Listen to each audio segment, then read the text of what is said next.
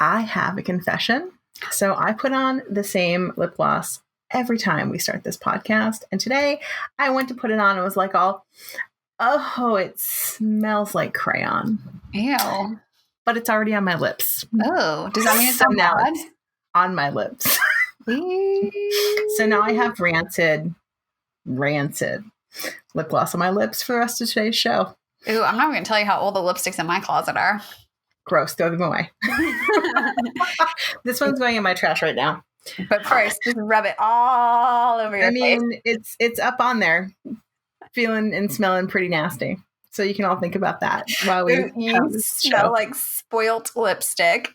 I had eaten a sandwich before we started. Just thank God this is not smell-o-vision, that technology has not been developed yet. We're going to have an amazing episode today. Ooh, my eyes is watering. We're going to have an amazing episode today. I always have a lot of products sitting on my desk. Esthetician when we start, so like I have my makeup powder and I have whatever new product we're testing, and clearly today I have a cleanser. That's a good one too. I know, it's a good one, but I also wish I had hand cream on my desk, and I don't, because my hands are also really dry. Well, you taught me nipple cream is the bomb. It is. Nipple cream is amazing. We love it for all the things, but you do need something under it if your hands are dry first. Estheticians, they all know that. Oh my God, I was doing it the wrong way. All right, guys, if you're listening and you're not an esthetician, or you're a baby esthetician, you're like, oh my God, what do you use nipple cream for? It is a occlusive layer, and you apply it after you put hydration on to occlude the hydration. So if your lips are already dry, you want to make sure that you put it on something that is wet first. So at least lick those lips. Brain just exploded. I know. All right, guys. Whoa. Whoa. I know. All right. Let's start our podcast.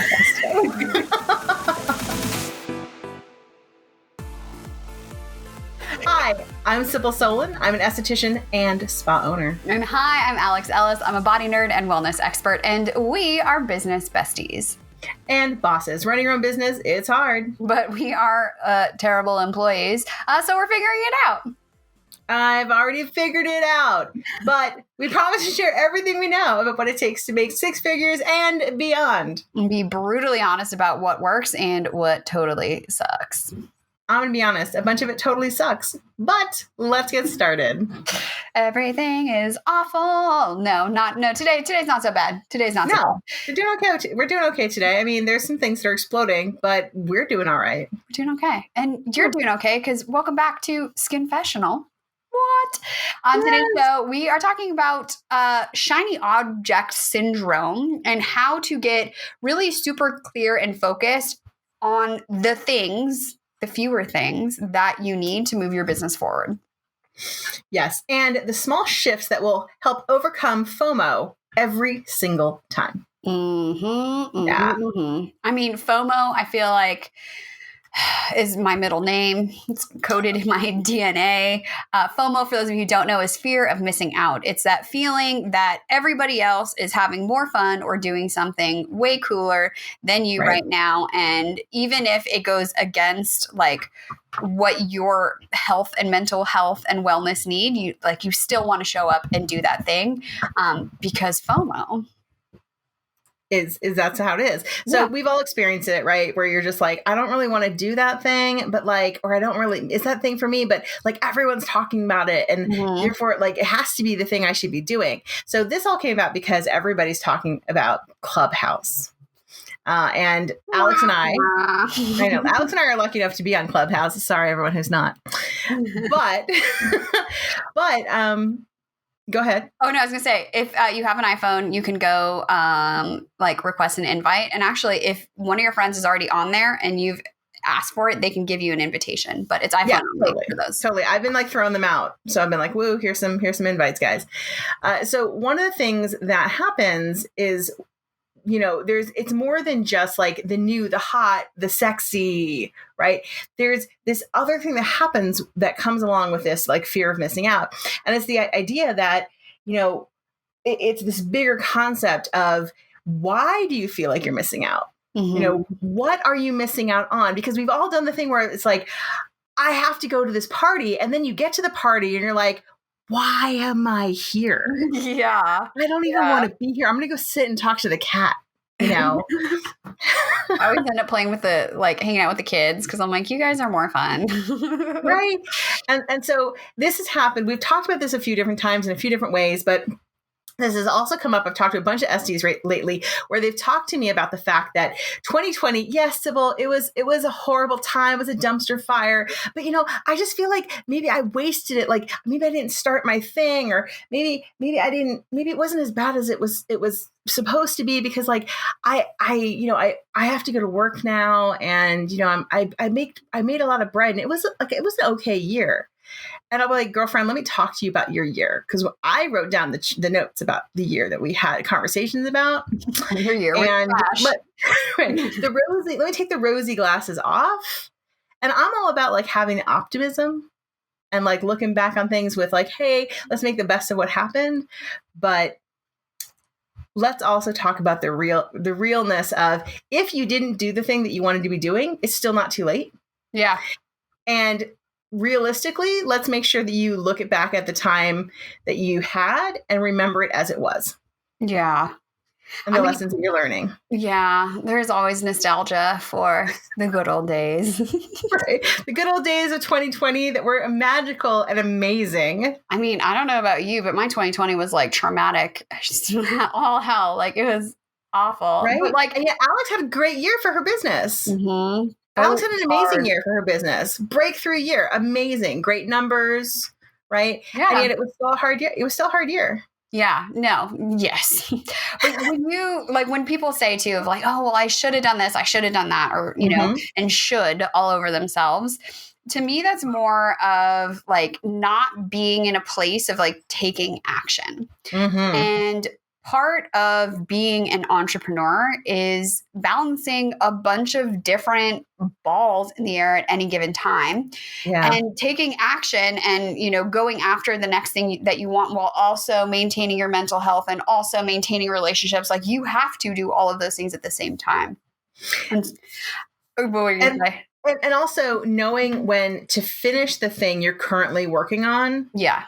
Before you go after the next thing, which I know that I have huge amounts of problems with. So I get it. Yeah. Well, it's also, you are faster when you're focused, right? Yeah. You can be more efficient when you're just thinking on one thing. And if you've ever like a dinner party, which is like so not 2020 at all, but when you're prepping a meal and you have like 8 different dishes and you're trying to get it all out on the table at the same time, like that's so hard versus like, oh, I just made tuna, right? The one thing, it's easier to focus and get all the way to the finish line with that one thing. But if anything that I took away from 2020 was, there's all these balls in the air, and I had been able to ignore my mental health because I was distracted, right? I was so busy. I didn't have time to think about that one. And that for me has been the most helpful, of having that dialed in so that I can focus on all the other things. So if you are feeling like there's all these things you should have been doing, why not now? Just start them. Why not? Like really truthfully, like what do you have to lose? Yes. And I was working at a much larger company when I was back in my employee days. And I just remember being so frustrated with every idea, right? Oh, well, we can't because of this, this, this, and this. And we can't do that because of this, this, this, and this. And I made a promise to myself that, as a smaller, nimble business, that I would be able to act upon every single whim that came my way. There's a balance though, right? From chasing all the things and then also being so stuck in your ways that you don't do anything. Yeah, absolutely. Absolutely. And I know for me, one of the hardest things that 2020 brought about was kind of having to step back and look at what I really needed to be doing in my kind of like my new business, right? And my new business is part of my old business. So like once again, we talk about pivoting, and a lot of people don't think about what that actually means, right? We have this like cool term, pivot. What does that mean actually? Well, it means often doing something that is the same, but slightly askew, right? A little bit shift to the side. And you're just turning a bit and looking at it a little differently. So I'm not like starting a food truck, right? That's not a pivot. That's a whole new business. Right. but for me, I had to look at what my business was about now. What was my purpose? What was my why? What was my kind of my new business statement? And I know Alex and I have been having this conversation for all of the things. And I think that honing those ideas down really helps keep you away from that kind of fear of missing out. Yeah. Yeah. Well, and we talked about your like personal why. My personal why, because I didn't even have one. Mm-hmm. I was like, I don't have my personal why. What the hell's that? I'm like, what? I don't have one. Yes, you I don't did. need one. Making money. My personal why is making money. And then what we got to is safety, right? Yeah, well, safety. I was like, it's really important. Like to me, my personal why is safety and making money. And for my personal why of like actually what I like to do is I like to solve problems. Mm-hmm. Yes. Yeah. And your personal, whether it's like your personal mission statement or, your why, I feel like they're very closely aligned. They don't always have to be the exact same thing. For me, my personal why is to inspire curiosity in others so that they are empowered to make the changes that they want to make. And just like Sybil was saying too, that could be in a completely different business than I am currently. But your business purpose and your purpose, like they are two separate things. Even if they're parallel or very similar, they're two separate things. Now, there's two books, right? We've talked about before of Finding Your Why by Simon Sinek. Also, a book I'm going through right now is called Business Made Simple by Donald Miller. You may recognize his name because he's the same author of Building a Story Brand, which is a fantastic book to help you write the story and put your customer in the seat of the hero rather than talking about yourself. Like that was lots of light bulb moments for me when I read that book. And I want to just add that that's a book that you can literally go back to a bunch of times and still learn something every time. Oh my gosh. Yes. Yeah. You're never done. Never done. No. So he was talking about your business mission statement. And this was just like, oh, right. When you know what the purpose is of your business, and this is especially important if you have a team around you so that everybody can know, like, what are we doing? What is the mission? Where are we going?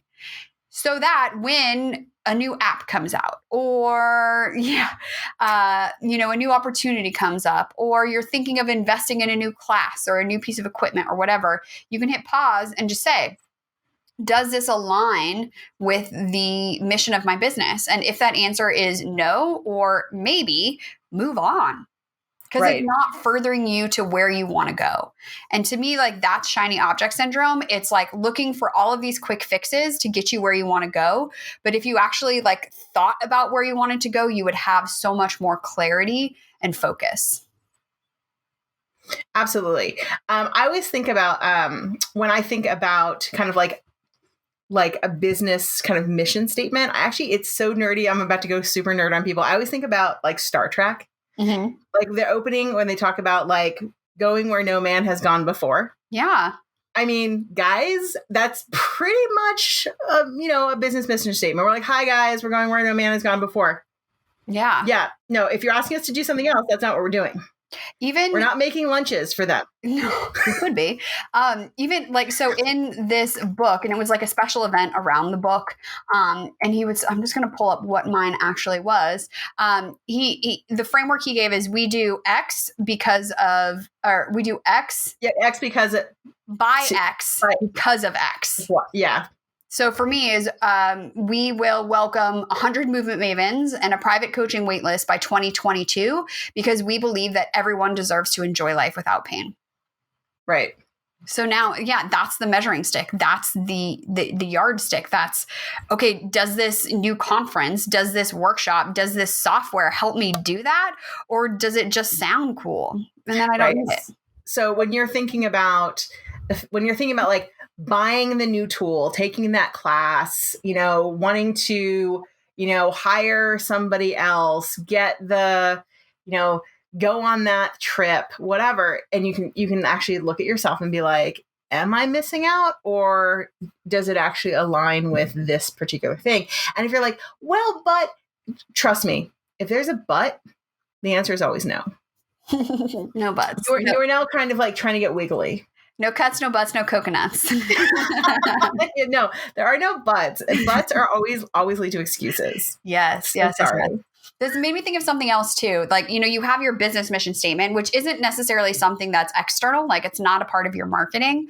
Yeah. It's not like you like tell people, you're like, and this is it. It's on the wall. No, but it's something that I'm like, yes, this is why I do what I do, is because that's where we want to go. Right now, for like a more forward facing for your client, to help them see where they fit into the picture, is to create almost like a roadmap for them. With where they're starting from and where they want to go. And usually there's about 3 to 5 steps between those points of starting point to ending point. This is a concept that Stu McLaren teaches, all about, I'm trying to think of what he calls it, the success path. So like for mine, I have the people when they enter, and I have where you are when you've really like done all you can with me in this current, model that I have, and the steps along the way. So now people walk in, this is something I can talk about forward facing on marketing. And then they see, oh, that's where I am. Those are the things I need to do. And that's going to get me to where I want to go. So it's almost like you also then have like a mission or a roadmap plan for your clients as well. Right. And anybody who's ever like launched anything or like looked at any kind of development, you've seen this as well, where you're building out plans for your clients and you're like, these are our, this is our roadmap. This is our plan to success. This is where we want you to go. And these are our markers and we want to hit those. So it's no different, guys. You've done this with clients. You've done it. You just don't realize it. Right. And honestly, like getting more clear and focused in your business has everything to do with just like repackaging what you already know. Right. We feel like, oh, I got to create that new thing and I got to do this new thing. And it's like, no, you've already done this. You may have to take something you've created and hone it and refine it, but like just zhuzh it, massage it, pick out a few things and reword it a little bit. But, we had a guest on here and she talked about that as well. Kim was on and she talked about this and was like, you already have all this information. You have all this data and you have it all down. You just haven't used it to its best ability yet. Yeah. Repackage it. Like, doesn't Coca-Cola do that all the time? They just like change the formula like one teeny tiny bit and look, it's in a clear can. Oh my gosh. Yes. Look, squeeze a lime. Put a little cherry in that. Yeah. I heard you like mango, tropical now. Oh, is that really a thing? Yeah, it's a real thing. Dude, have you not been to like the Coke Museum in Atlanta? No. Also, I don't drink soda. I haven't had a soda in a very long time. That's crazy. Now I know something about Alex. Besides that, she likes cheese. She likes cheese on her tuna fish sandwiches. It's a tuna melt, okay? Whatever. Was it though? It was. It was kind of melty. It's good. In the microwave?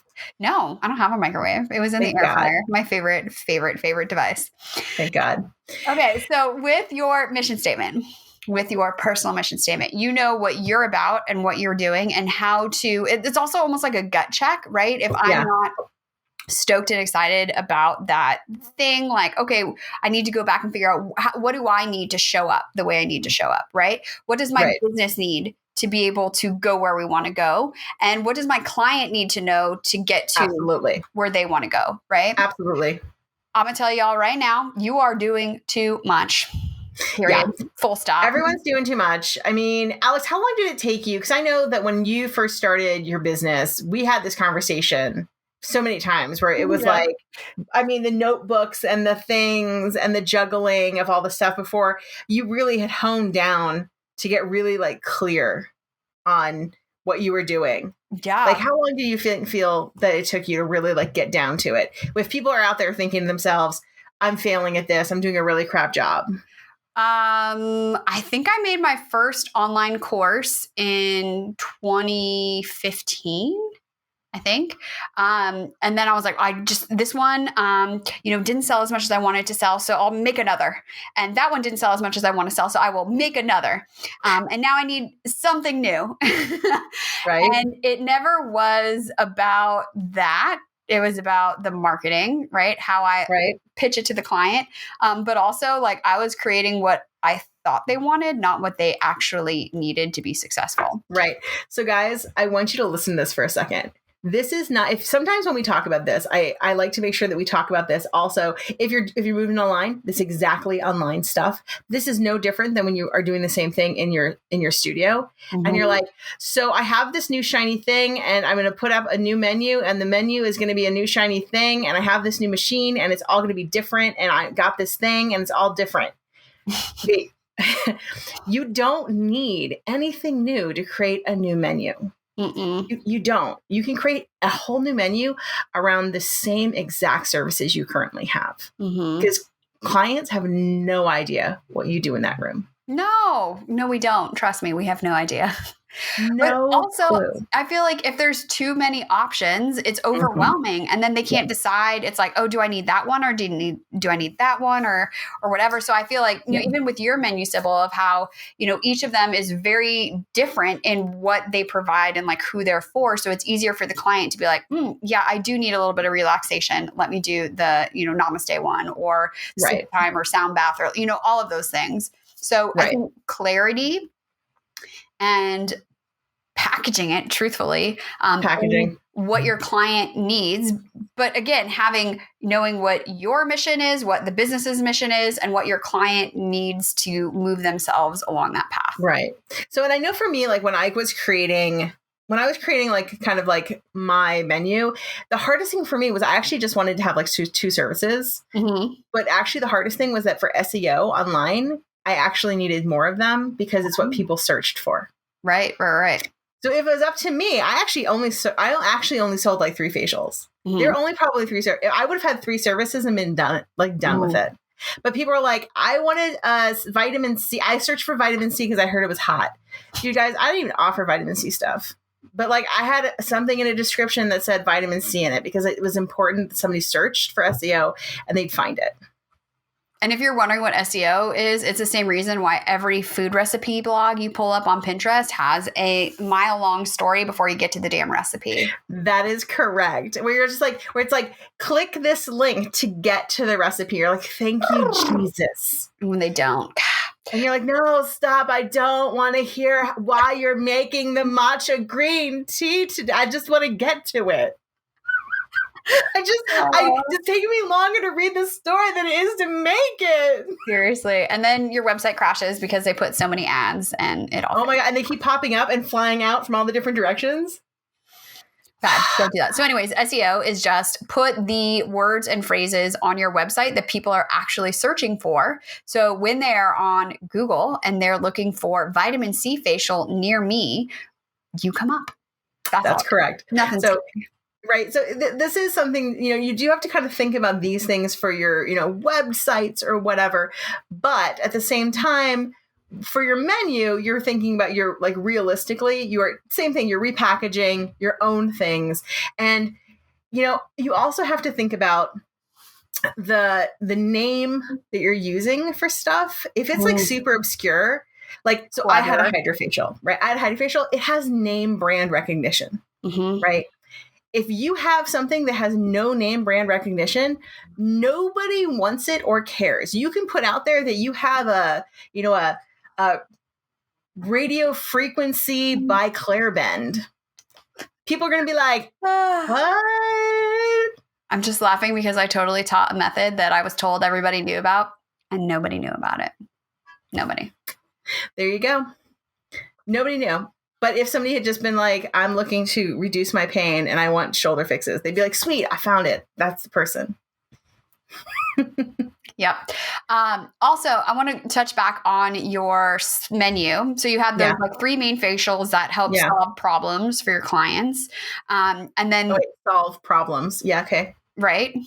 Solve problems, period. And then the other ones you added were really just for getting higher ranking, showing up on Google, pretty much. Yeah, when people would ask me for them, I'd be like, oh, right, that one. Yeah, I'm just going to do what I want. Well, and also if you can sell them on how it's going to help them progress on their journey. They're in it to win it. If you just show them how to get there, you know? Yeah. So how Totally many true. extra facials did you have on the menu? I have to think about that. Hold on 1 second. I think I had probably six or seven. Let me think. Total? So, yeah, 6 or 7 total. Because I had 10 on my menu, which I kept trying to hone it down because I'd be like, it's just too many. But really, at the end of the day, I'd be like, well, I want to have one that's like micro channeling that says micro needling in the description, like micro needling, but better, right? Right. All the terms. And then you had to have like a vitamin C anti-aging or something like that. And you would have an oxygen for people who want oxygen, blah, blah, blah. But yeah, really. Like an acne one? I had an acne one. Mm-hmm. I had an acne one. But yeah, mostly I just kept stuff because you know what happens? What's the number one thing that people drop emails to you about, guys? They're like, what facial should I get? Mm-hmm. I don't know what facial to book. That's right. You don't. Cause like, you don't know. I don't know actually until I see you. I have no clue. You know what would be kind of cool? I mean, it would be a little bit of a tech setup to do, but like, I think one of those online bra companies do it where you have to ask questions. Yeah. And then they tell you like, here's what size you need. And so I love that flow because it gets the person, instead of walking in and be like, oh my God, there's like so many options and these sizing are all different than I'm used to. Ask a few questions to find out what they are used to, what they've been using and all of that, so that you then know what to recommend to them. So I wonder if you could almost set something up similar on your website for those of you who are super tech savvy, like a quiz, right? Where, you know, you ask them about like their habits. Are they washing their face every day? What areas are they most concerned about? What things are they most concerned about? And then based on the responses on that, it will recommend one of your menu items. So you offer them also, they could still see the full menu from there, but I think going into it knowing that, ooh, I've been recommended this facial, and it could be like one of the 3 services that you really like doing. And then, okay, that's my recommendation. Okay, but what else does she have? But I know that one is for me, you know? Yeah. Somebody please do that. We also did. So what we wound up doing is actually we just wound up putting at the very top as well, like esthetician's choice, just like you have like when you have like we have like chef's choice, right. Esthetician's choice. It was always like the one that sold the best, like and then we had one called like first time visit. Yeah, I remember that. Right, guys, because it's just the easiest way to handle it. But what it all comes back down to is the idea that we're taking confusion out for people, taking confusion out for yourself, and getting very, very clear on like the stuff that you have, you don't need, because it comes down to super simple.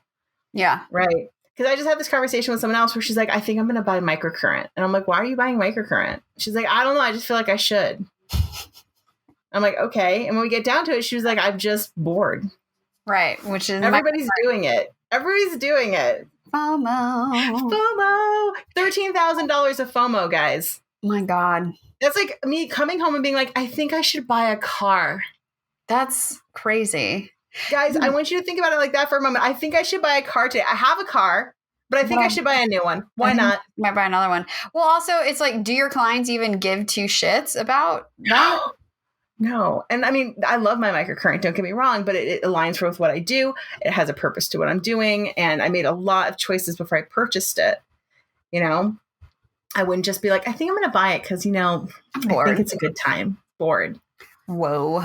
So if you are thinking about purchasing a new device, especially if it's like microcurrent or something like that, don't be like me and just leave them sitting in your closet because you purchased the wrong thing because it didn't align with what you were supposed to be doing because it wasn't part of your mission statement, your why, your purpose, right? Yeah. Yeah. I mean, I definitely, when it comes to tools, like the clarity really, really helps. I think of all of the mobility tools in my closet, gathering dust.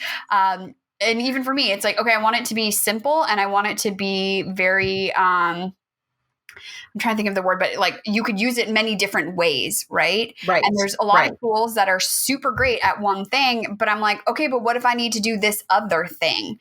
I would rather buy the one tool that does it all, which ends up being a very simple spherical ball, than the fancy gadgets and the things you stick in your hips and your this and your that only really do a couple areas. I literally was thinking about that weird hip thing. I hate that thing so much. You all know what I'm talking about. You all know. And if you don't, you're going to start seeing it in your feeds now. You're welcome. Because they're going to hear it. I know. And I always come back to the fact that my hands do almost everything. They literally do just about everything. And the money should go for me because part of what I teach is, healing with your hands. Like I'm a healer and I heal with my hands.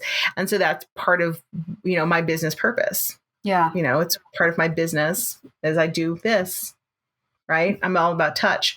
And so as soon as I have to get into too many gadgets, I'm then taking myself away from that tactileness, and it was something really important for me to learn and understand about my business. Yeah. And I was going to say, even in your pivot, you have found a way to continue to help people solve problems. And the pressing problem was, hey, I can't get in for a facial, or maybe I just want to do it at home. And you were able to solve that problem with the Skin Fitness Club. So I also I want to mention that because your mission is still aligned, even if the way you're doing it is a little bit different. And that will not dilute your offers, because now the clamoring for your touch and your healing hands is even greater because they're getting a great service at this other level as well. Right. Exactly. And that's the point. And so understanding and getting there, and it takes a while. Sometimes it takes conversations with friends. It takes conversations with clients. It takes reading books and conversations with yourself, and also be like journaling to understand like what you need to do, who you are, and what your business really is about. And you might be surprised what comes up when you start doing the exercises, the writing, the conversations, the looking at what you're already doing, because you think, I know who I am and what I'm about, but you might not actually understand the minute details, the niching down of what you actually are about.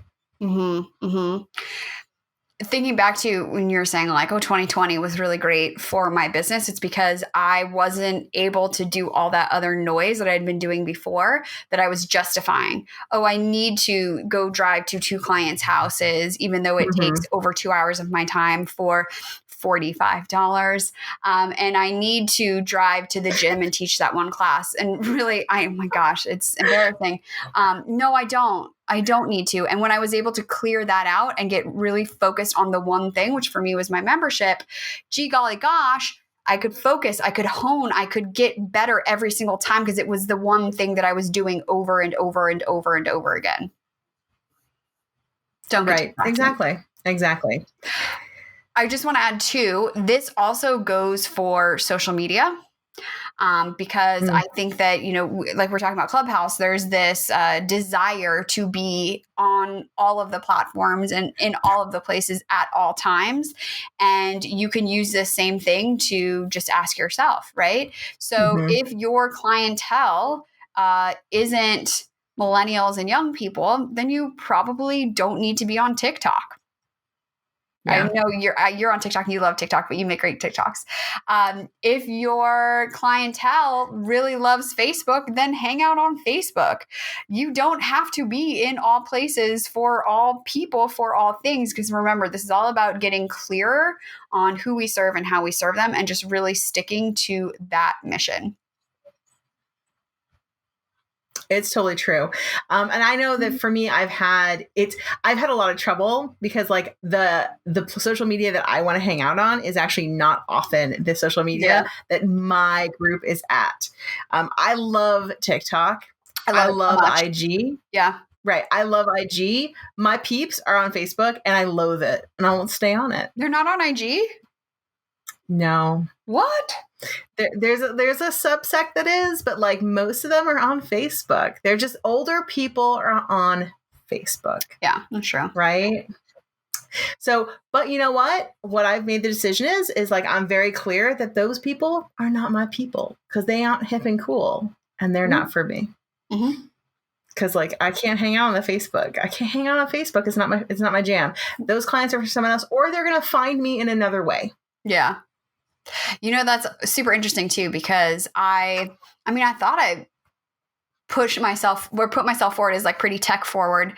And I have, I've had a number of clients in the, years where they're like, well, I'm really not tech savvy. And I just go like, you're not going to last long, because I ask a lot, right? I ask people to be able to figure out how to download a new app and how to show up to these live classes and how to search and really how to fend for yourself. And if that learning curve is super big or that jump is super large, like you might not be my person, and I'm totally okay with that.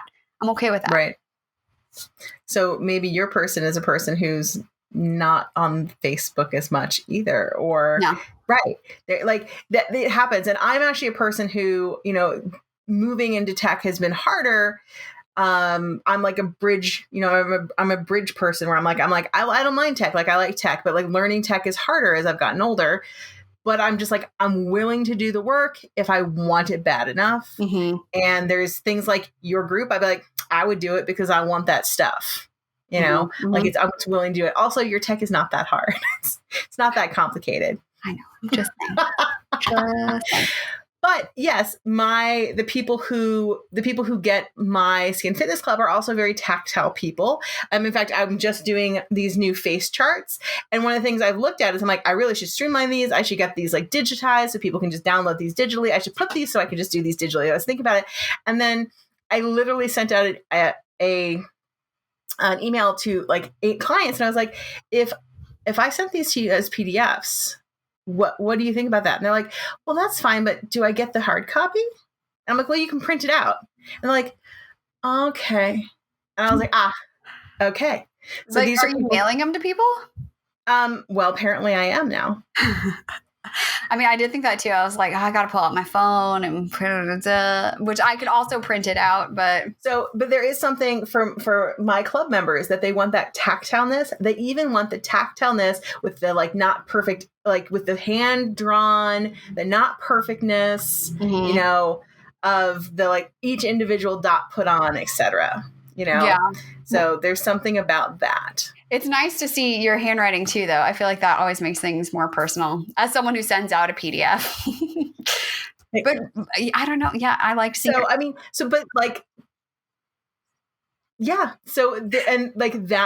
is something that I can still provide because I'm not looking to have 5 million members. I'm looking to have a certain number of members. And once again, when you're looking at who you are and what your business is, knowing who you are and what your business is about helps. Yeah.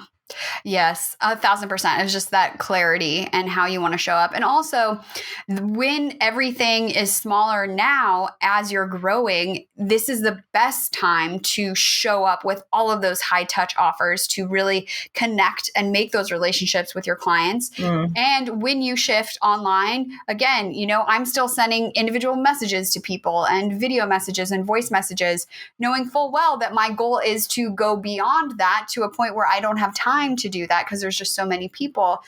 So do it while you can.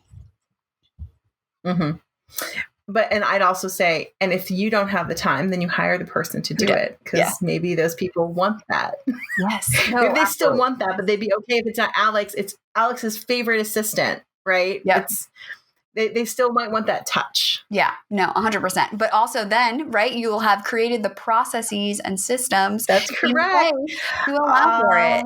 It all goes full circle. Guys, I am getting Alex to do the process class because trust me, Alex has got the processes. So when you're ready for the process class, I'm ready to take that process class with you. She has got the process classes ready to go. It's mostly because things that she can just pull together. Yeah, I just don't want to do anything more than once. That's correct. Alex is the process like magician.